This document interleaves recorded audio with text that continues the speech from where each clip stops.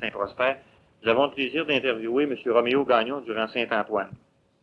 M. Gagnon, 67 ans aujourd'hui, étant né le 8 de mars 1912. J'aimerais au départ, M. Gagnon, que vous nous parliez de votre enfance, de l'arrivée de vos parents, de votre père et de votre mère à Saint-Prosper. Mon père a peut-être 5 heures. Il a monté pour les commandes français. Il a été s'établir jusqu'à Cuya. Mon grand-père avait pris l'eau voisin jusqu'à Joseph 40 à lui. Là, il a élevé sa famille-là. Il a eu 10 enfants. Puis moi, j'étais le bébé de la famille. Son nom, c'était quoi? C'était Joseph. Et puis l'eau voisin, c'était Franck, son père. Et Okay. M. Gagnon, le nom de fille de votre mère? Ma mère s'appelait Sophie Morin. C'était une fille de Joseph Morin, Roy Brown, qui appelait Morin. Ma mère, elle s'est mariée à 17 ans. Et elle a élevé sa famille-là. Mon père allait dans le bois. Puis elle, ben, elle allait garder les animaux un peu. Elle allait prévoir ça dans l'hiver au pied des choses. Il n'y avait pas eu occasion dedans. Et puis, elle a la fille, mais il faisait une belle vie. Il faisait une belle vie à deux manières. Comme de raison que si il retombait à lui, ben, les autres étaient un peu gâtés. Eux autres, ils ne l'étaient pas. Ils ne l'étaient pas. Maintenant, Laurent Saint-Antoine, à cette époque-là, ça date environ de peut-être 40, 50 ans en arrière. Là. Laurent Saint-Antoine, c'était qui demeurait là? C'était surtout des cultivateurs, je suppose, ou quoi? C'était des cultivateurs. Quand j'ai passé mon enfance, il y en avait à peu près sur toutes les terres. Lui, ben, ça va changer. Là, il vivait avec ça. Ils venaient d'où, ces gens-là? Ils venaient surtout de Saint-Georges ou de Québec, ou de la région? Il venait de Saint-Georges, il est arrivé plus tard qu'il venait de Puy-Carreau. De Saint-Georges, il y en avait durant Saint-Frat. C'était tout dans les environs. On avait de Beauzile. Tout dans les environs d'ici. Maintenant, vous étiez, vous, pas mal au bout, durant Saint-Antoine, là, comme aujourd'hui aussi. Il y avait seulement qu'une maison plus loin, là. Dans ce temps-là, il y avait-tu d'autres maisons? Non, dans ce temps-là, dans mon temps, moi, oui, il y avait le père Filemon Curcotte qui restait sur la côte. Et puis après ça, ben, avait un de mes frères qui restait en bas de la côte, voisin. Il y avait mon besoin qui restait jusqu'à lui, il était engagé. Et puis l'autre, c'était l'eau voisin de moi, là. Ben, ça, il appelait ça l'eau de Berlin. C'était une compagnie sur le bois forestier. C'était l'eau de Berlin. On a toujours été le nom de l'eau de Berlin, puis moi encore et encore ça. Ça a toujours resté ça. Les rangs, ben, en revenant par ici, c'était tous des vieux. Ben, des vieux. Dans le temps, c'était pour nous autres, c'était des vieux, nous autres, on était il y en avait, moi j'ai connu dans un père Morin, le père à Johnny Morin. Puis son père hier, lui, avant que mon père rentre là, il restait dans la petite route. Moi, dans ce temps-là, il n'y avait pas de route qui descendait ici. On avait la petite route, lui, je suis Edgar Rodrigue, et puis, elle va me tourner, le père hier, et lui, il restait dans ce bout de site, la petite route à l'échelle. Et, moi, je n'ai pas pu le connaître. Mais elle a entendu parler assez que c'est comme si elle l'avait connu. C'était qui, ça, ce bonhomme-là? Il venait Ça, d'où? c'était, lui, il ne peut pas te dire de ce qu'il venait. Je ne peux pas te dire, c'était une pile, ça. À hier, Morin. Hier, Morin, c'était une pile à Johnny Morin. Après ça, il y avait en face de Guy, c'était mon Guérancourt. Il restait là. Il y avait arrivé en affaire dans notre rang, nous autres là,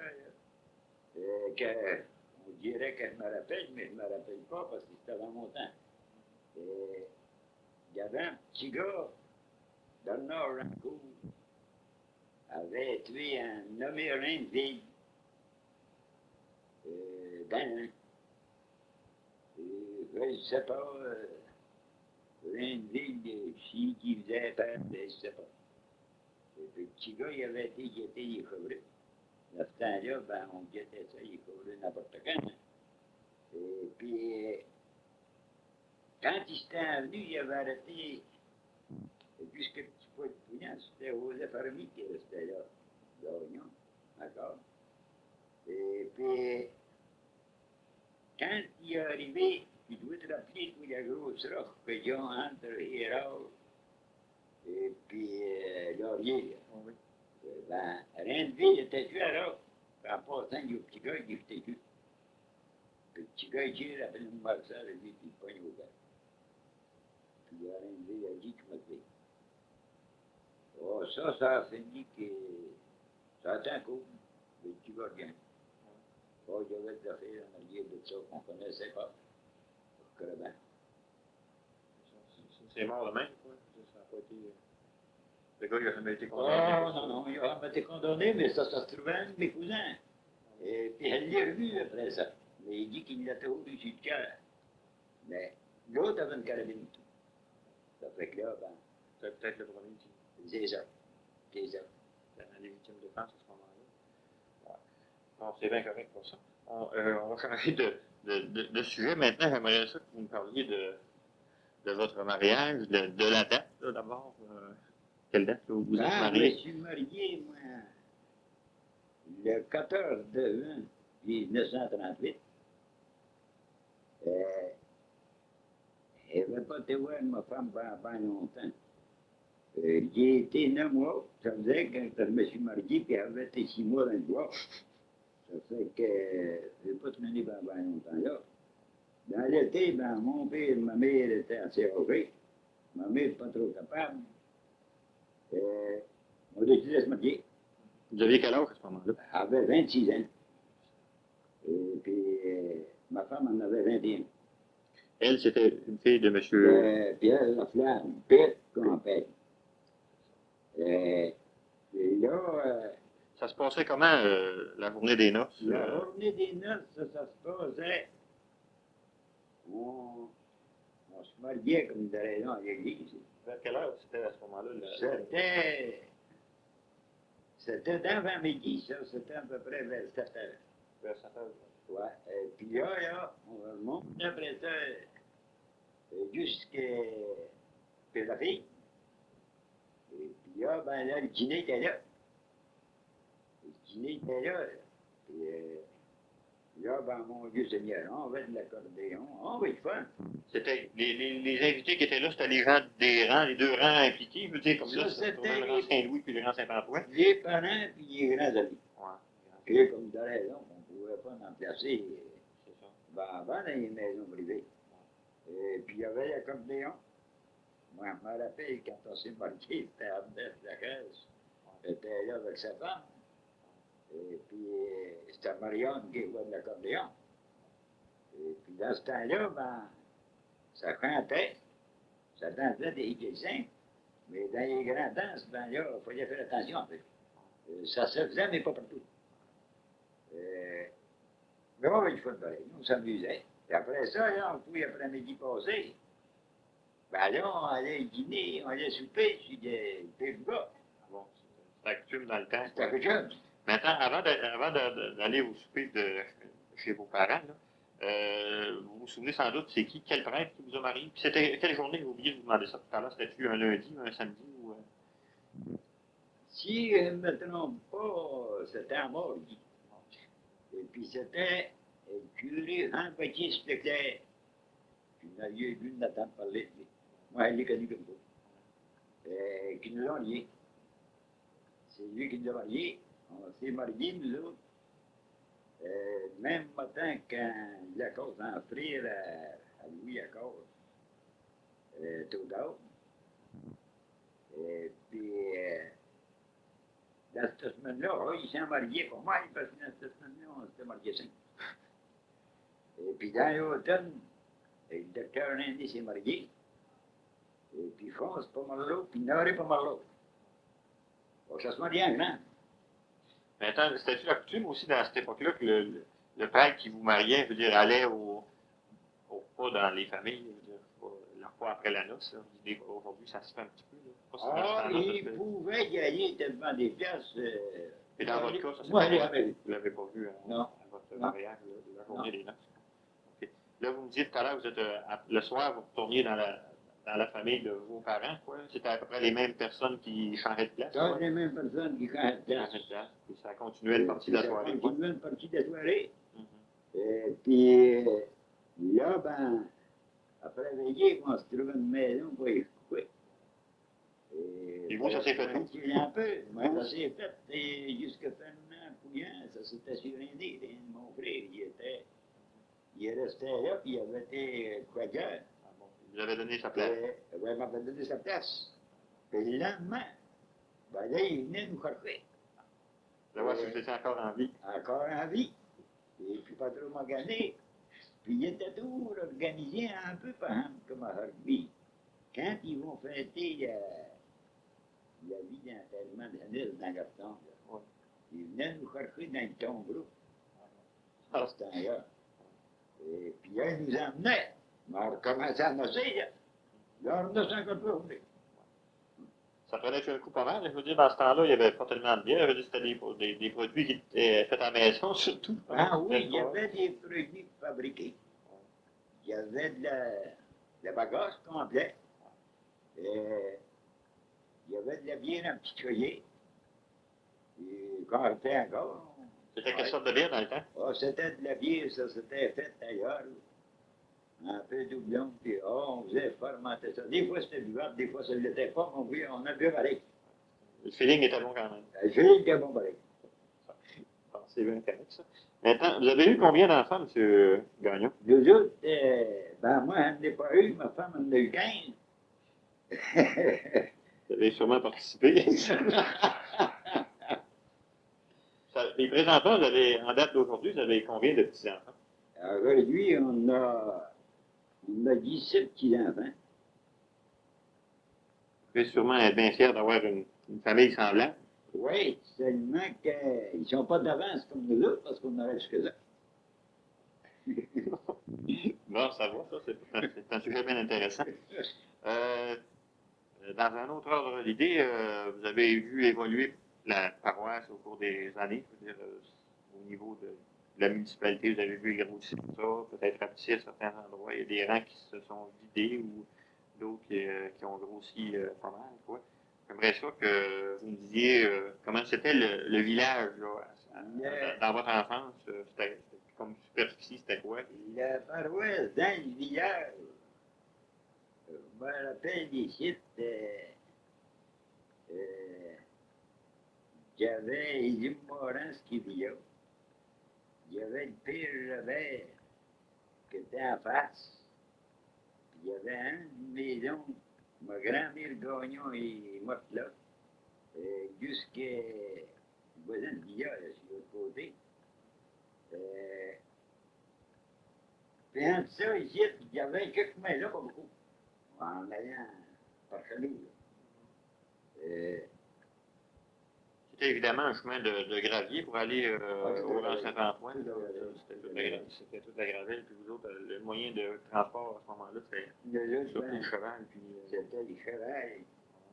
Et puis, on venait en messe fait beaucoup de bruit, dans ce temps-là, il fallait venir à la messe. C'était quasiment obligatoire de venir à la messe.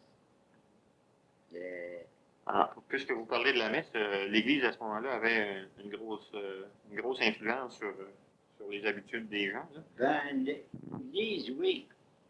L'Église, la différence qu'il y a avec aujourd'hui, on va dire que l'Église allait vers les... Pourtant, les fidèles allaient vers l'Église.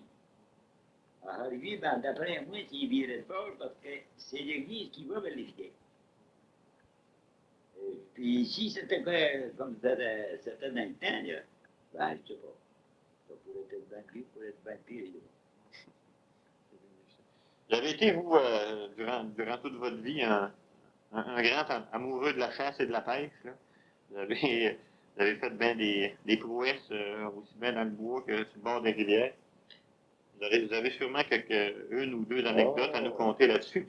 Oui, ben, il était fait la chasse.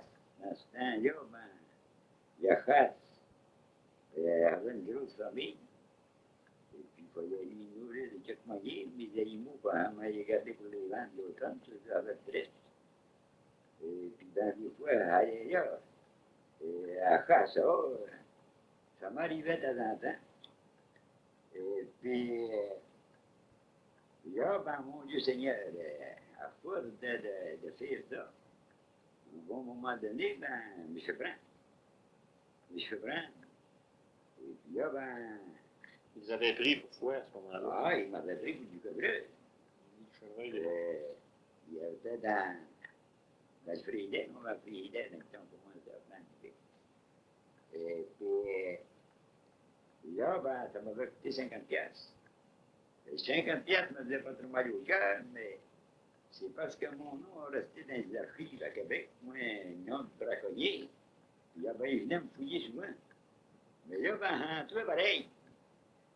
Il y avait un arceau d'un haut, comme vous pouvez ça là. Et je mettais un petit peu de sel dessus, puis comme vous pouvez ça là. Puis j'ai mis les eaux tout le tour pour que ça paraisse. Et j'avais amené un vœu une fois là, il avait arrivé, il est tout manté de faveur. Après qu'il dit là, vous, ben, il me fait une bonne adresse. On monte là. Arrivé là, puis il dit, viens. Il dit, on va regarder ça. Il dit, intéressant, mais il dit, quand vous faites ça, maintenant, ben, il dit, on ne sait pas, il peut pas en avoir un peu. Mais, puis là, monsieur, lui a pu nommer le nom de chevreuil. Je sais, ben, les enfants, étaient jeunes, des fois, ils peuvent être questionnés, bon, les gars de face, ils viennent couper deux fois par année, ouais. Voilà, je veux dire. Vous êtes de Courtoisie. Oui. Et puis moi, ben, les enfants, souvent, les students, dans ce temps-là, on n'avait pas de congélateur. Et soudain, ça devient frais. Bon steak frais. Ça devient ça. Ah. Et ici, du beurre, pas une bagnole. Et puis là, ben, il s'est demandé quoi c'était, du beurre, pas une bagnole. Dans tous les cas, vous les nommez, ben, là, c'est tout. Ça a tout le nom, et on a nommé le nom de chevreuil, il avait été pris. À part que dans le temps de la chasse. Le temps de la chasse, ben, on en avait pareil dans le temps de la chasse. Des fois, on trouvait plus qu'à la limite, mais on mangeait trop de main. Ouais, c'est bien correct, ça. Il y a quelques années, la politique, tout comme l'Église, là, avait l'influence pas mal forte sur la population. Je sais que dans le Grand Saint-Antoine, il y a eu bien des choses qui se sont passées dans ce domaine-là. J'aimerais ça que vous nous en parliez un petit peu du côté politique. J'en ai passé dans le Grand Saint-Antoine, et puis j'en ai passé dans tous les places. Puis dans ce temps-là, il y avait deux partout. Deux héros. Et puis, moi, je me rappelle, j'étais petit gars. Parce que quand Bennett avait rentré là, et puis il y avait Léon Rancourt, présent, et puis mon frère, puis c'était deux hommes bien mauvais. Puis c'était deux libéraux. Mais là, il y avait arrivé une chose, que la crise avait pris, ça c'était en 1929. Euh, Là, il y avait Onésime Gagnon qui était venu ici, c'était dans le Parlement qui Perron, le président, qu'on vendait de beurre 30 cents, qui vendait les vieux. Et puis, là, si on rentre là, vous allez faire le programme, vous allez vendre votre beurre 50 cents. Donc là, ben, père avait voulu parler au quatre, il se ressemblait au quatre après toi. Et puis, il y en a un groupe, c'est un homme pas beaucoup pour la politique, mais il ne savait pas quelle politique. Un bon coup, il était prêt au quatre. Et puis, on se met à parler de ça. De politique. Il était viré, lui, conservateur. Fait que mon père m'avait voulu parler un peu. Il était mauvais tous les deux, j'ai fait attention. Et puis, on se lève. Il dit, pourquoi je table? Il dit, que si tu vas faire voir que ça rentre. Au bout d'une discussion, il continue ça au quatre. Il ne parlait pas. Il me lève la tête, il dit, coudonc, il m'a dopé, il dit, le net, il dit, c'est à Québec, mon Ottawa, ça. En fait, il était un jour pour la politique, mais il ne savait pas. Pourquoi? Je ne savais pas trop. Et puis, dans le village, ici, dans mon Dieu Seigneur, il en est passé dans tous les couilleurs. Il en est passé de tous les couilleurs, ici. Dans le temps des discours contradictoires, là. Les autres, ces gars-là, ils venaient rire de nous autres avec ça ici. Puis les gars qui connaissent les autres, et puis les autres, quand ils en allaient à l'hôtel, par exemple, ils prenaient un coup. J'ai vu, moi, ici, des figures. Et j'ai vu défoncer le magasin des gars dans le frais, avec des quartiers de bois. Ça, j'ai vu. Ça, j'ai vu. C'était surtout à l'époque des campagnes électorales. Quoi. Des campagnes électorales, oui. C'est ça. La politique municipale, à ce moment-là, c'était aussi chaud que ça, je veux dire, dans le temps, La pour les politique conseillers. municipale, c'était faux pour les maires. Les conseillers, c'était tel que tel. Mais seulement que c'était pas de l'Assemblée de conseil comme aujourd'hui. Moi, j'ai été conseiller. C'était Miguel Sarafel qui était maire. Et puis, on était rien que des conseillers, puis le maire, quand les conseillers étaient tous. On va être secrétaire. On va pas le dire, il ne pense pas, mais seulement. Là, on n'avait rien. Ça fait qu'il n'y avait pas grand-chose à s'occuper. Les problèmes n'étaient pas les mêmes qu'aujourd'hui. Un domaine que j'ai oublié de toucher tout à l'heure au cours de l'entrevue, c'est ce que vous faisiez à ce moment-là comme passe-temps, je veux dire le soir ou les fins de semaine ou quoi. Aujourd'hui, on a bien des loisirs, la télévision, la radio, puis bien des sorties. Dans ce temps-là, ça n'existait pas. Vous faisiez quoi de vos didouets, vos soirées, puis les fins de semaine? Ben là, quand j'étais garçon, moi, quand je travaillais à terre avec mon frère, et puis quand on avait fini les semences, que le père nous avait tout fait ramasser, etc., on avait allé au fond, on n'avait rien fait. Nous autres, ben, on s'en faisait du sport. Nous autres, un bon matin, on se grillait, on partait, avec un peu de quoi manger, pour partir. On partait de crime à pied, puis on montait par les côtés américains vers Saint-Héroïne. On a été viré jusqu'à Yanos, Branche, à peu près 35 000 dans le bois. Et puis on était jusqu'à 15 jours. On vivait de truite. On mangeait de la truite pour déjeuner, pour dîner, pour souper. Mais ça vient à temps que c'est pas bon pour déjeuner, surtout. Mais quand on mange. C'est probablement là que vous avez développé vos talents de chasseur et de pêcheur. Oh oui, puis il y avait un peu d'instinct. Vous parliez du bois tout à l'heure, vous avez travaillé une bonne partie de votre vie dans les chantiers, que ce soit du côté américain ou du côté canadien. Vous avez commencé à aller dans le bois à quel âge? Moi, j'ai commencé à aller dans le bois. C'est-à-dire, j'ai commencé à travailler avec mon père, moi, ici, dans Saint-Héroïne. il faisait des têtes, des tourments, il y avait dans le temps, avait 12 ans. 12 ans.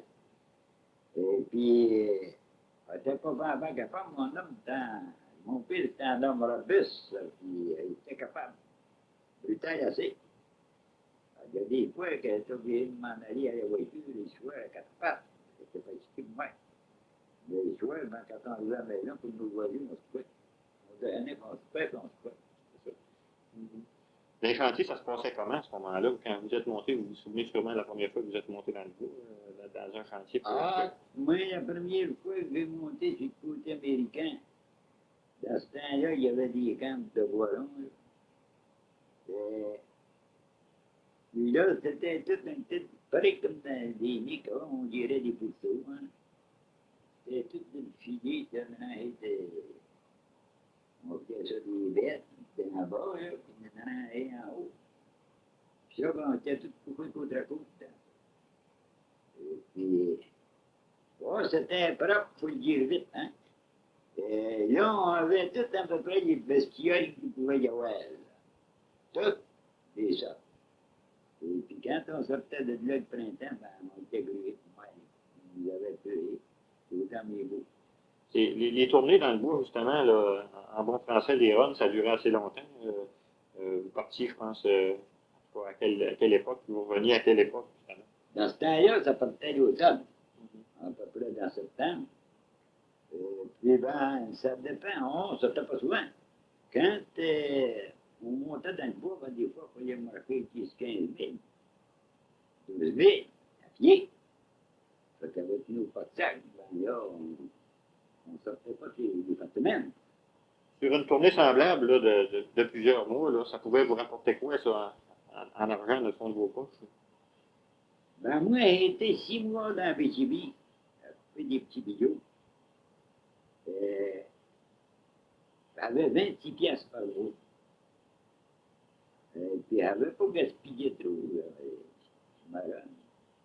Le temps restait un peu de temps en m'en revenant en passant au Québec. J'avais arrivé chez nous avec 80 piastres. Pour combien de temps, ça? 6 mois. 6 mois. Puis ben, j'ai 26 piastres par mois. Puis on était cotés, il fallait couper 100 bijoux par jour. Et puis, si on était capable de faire plus, il fallait essayer. Ça faisait une pièce par jour, c'est pas correct.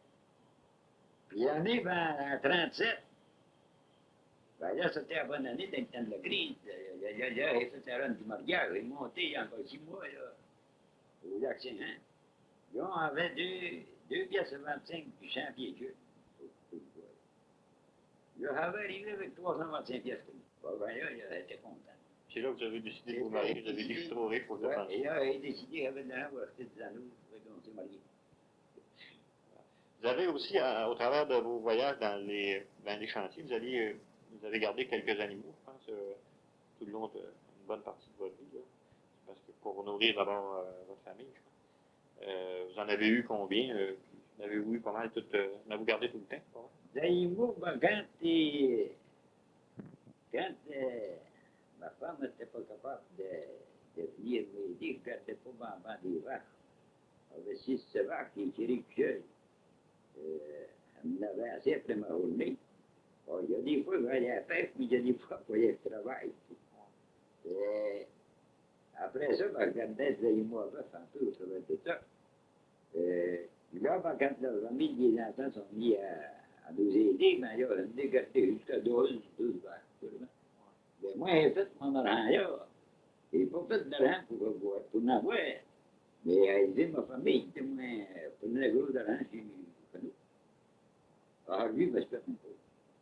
Bon, ben, on vous remercie bien gros. Avant de terminer, M. Gagnon, j'aimerais ça que vous nous disiez, peut-être en 2 mots, c'est quoi votre plus beau souvenir là, depuis votre enfance? Si vous avez un souvenir qui vous frappe, quelque chose qui vous a fait le plus plaisir dans votre vie, là, j'aimerais peut-être ça que vous nous le mentionniez en terminant.